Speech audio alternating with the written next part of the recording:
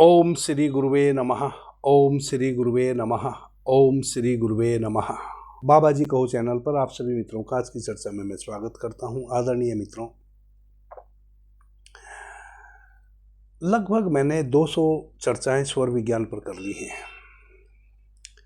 Awakening inner self channel पर शिव सर्वोदय विज्ञान नाम से एक प्लेलिस्ट है, उसमें मुझे लगता है 80 से ज़्यादा चर्चाएं हैं। श्वासों का महाप्रयोग नाम से अवेकनिंग इनर सेल्फ चैनल पर एक प्लेलिस्ट है, उसमें भी 30-35 चर्चाएं हैं। और बाबा जी कहो चैनल पर भी करीब 85 चर्चाएं स्वर विज्ञान पर मैं कर चुका हूँ। फिर भी मित्रों के प्रश्न हैं कि मिट नहीं रहे हैं, छोटी छोटी बातें भी समझ में नहीं आ रही हैं। आज ही 2-3 मित्रों के मुझे व्हाट्सएप के माध्यम से प्रश्न हैं, यूँ तो बहुत के हैं लेकिन आज की मैं बात कर रहा हूँ। और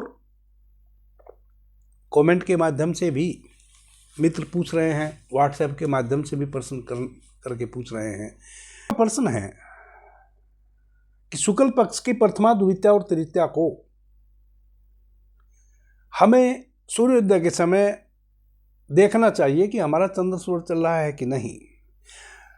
परंतु यदि दिन सूर्य को हो तब क्या करें, यानी कि शनिवार, रविवार या मंगलवार का दिन हो, तिथि चंद्र की हो, प्रथमा, द्वितीया, तृतीया शुक्ल पक्ष में, तो फिर हम क्या करें। क्योंकि दिन तो सूर्य का है, तो क्या हम कोई शुभ अशुभ अपना कार्य करें कि ना करें? बिल्कुल करें। मैं विस्तार से बता चुका हूं कि दिन को आपने कब देखना है, तिथि को कब देखना है, वार को, तिथि को कब देखना है, दिशा को कब देखना है। यह तो विस्तार से पीछे मैं 10 बार चर्चा कर चुका हूं। आप यदि एक चर्चा आज मेरी सुने और पीछे की चर्चा आपने सुनी नहीं, तो हर बार मैं उस एक विषय को लेकर तो बात करूंगा नहीं। और व्हाट्सएप के माध्यम से प्रत्येक व्यक्ति को इंडिविजुअल उत्तर मैं दे नहीं सकता, यह संभव ही नहीं है। आदरणीय मित्रों, स्वर विज्ञान बड़ा अनूठा है। सबसे पहले तो जो स्वर विज्ञान का साधक है और वह यदि कुछ भी ना जानता हो तो उसको केवल अपना तिथि के अनुसार सुबह सूर्योदय के समय स्वर देखना चाहिए, उतना ही उसके लिए इनफ है।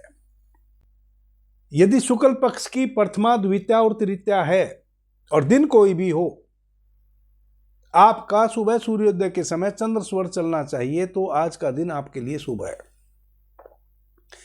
या कहें कि यह पूरा पखवाड़ा ही आपके लिए शुभ बीतने वाला है। अब आप कंफ्यूज हो जा रहे हैं कि चंद्रमा के जो दिन है वह तो सोमवार है, बुधवार है, गुरुवार है और शुक्रवार है। और प्रथमा, द्वितीया, तृतीया, सप्तमी, अष्टमी, नवमी जो तिथि है, और फिर त्रयोदशी, चौदस, पूर्णिमा, वह तिथि चंद्र की हैं। और उनमें दिन यदि सूर्य वाला पड़ जाए, बेशक पड़ जाए, आपको कोई उससे मतलब होना नहीं चाहिए। आपको तो सुबह जब भगवान भास्कर का अवतरण हुआ उस समय तिथि जो है उसके अनुसार स्वर बह रहा है कि नहीं, बस इतना ही देखना चाहिए। इससे आगे आपको कब देखना चाहिए? इससे आगे आपको तब देखना चाहिए जब आपको स्वर विज्ञान की अति सूक्ष्मता में प्रवेश करना हो। और वह भी फिर कब देखें? जब आपने कोई कार्य शुरू करना हो नया, आपने विवाह योग, आपके घर में पुत्र या पुत्री हैं, उनके लिए जीवन साथी की तलाश में निकलना है, आपने कोई नई किसी कार्य की नींव रखनी है, यानी कि शुरुआत करनी है, जमीन परचेज करनी है, घर बनाना है, जो भी कुछ भी नई शुरुआत, किसी नए व्यक्ति से पहली बार मित्रता बढ़ानी है, रिश्तेदारी बढ़ानी है, या कोई भी जीवन में ऐसा कार्य जिसको पहली बार आपने करना हो और वह जिस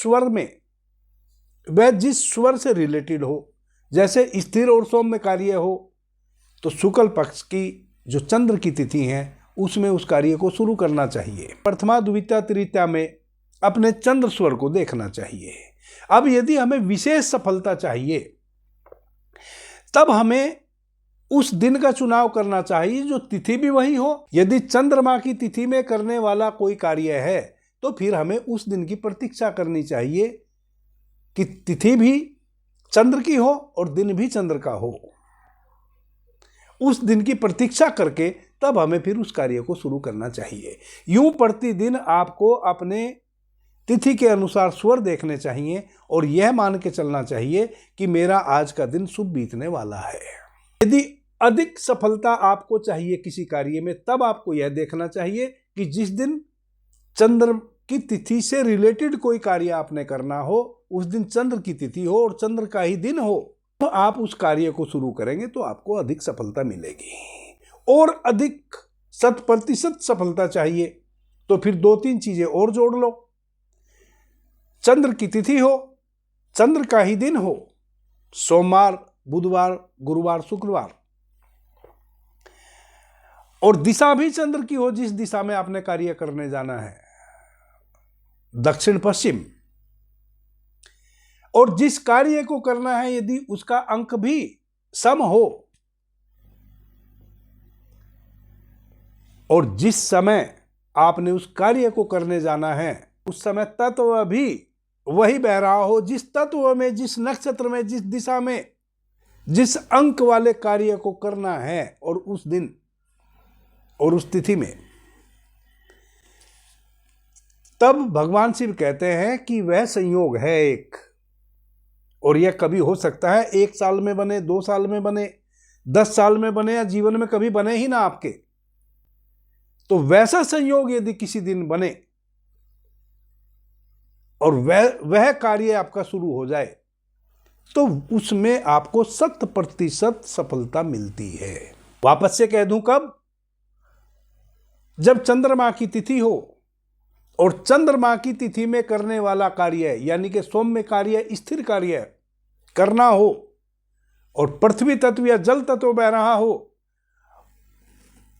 और उसमें भी फिर पृथ्वी तत्व में करने वाला कार्य है कि जल तत्व में करने वाला कार्य है और वह तत्व बह रहा हो और उस तत्व का जो नक्षत्र है वह नक्षत्र भी उस समय हो और चूंकि दिशा दक्षिण पश्चिम है चंद्र की, वह दिशा भी दक्षिण पश्चिम हो जिस दिशा में आपने कार्य करने जाना है या कोई शुरुआत करनी है, और उस कार्य के अंक भी सम हो, और तब आप उस कार्य को यदि करें तो फिर भगवान शिव कहते हैं कि वैसे स्थिति में किया हुआ कार्य स्वयं ब्रह्मा भी टाल नहीं सकते।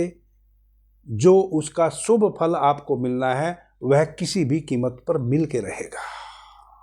वैसे ही यदि सूर्य की तिथि है, मान लिया कृष्ण पक्ष का पखवाड़ा है, प्रथमा, द्वितीया, तृतीया, आपने सबसे पहले तो इतना ही ध्यान में रखना चाहिए कि प्रतिदिन आप अपने उगते हुए सूर्य के समय स्वर को देखें।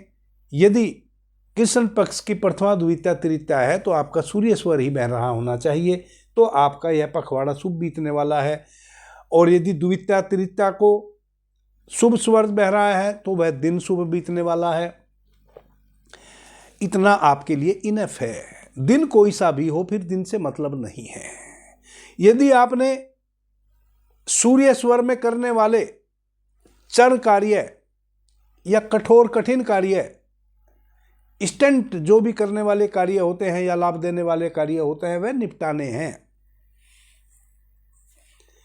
तब फिर आप उस दिन का इंतजार कीजिए कि सूर्य की तिथि हो और सूर्य का दिन हो, शनिवार, रविवार, मंगलवार। यदि और आप श्योर होना चाहते हैं कि नहीं, इस कार्य में तो 100% सफलता चाहिए, फिर वह कार्य यदि आपका उस दिशा में हो जो कि उत्तर और पूर्व दिशा है सूर्य स्वर की, तो और सोने पे सुहागा।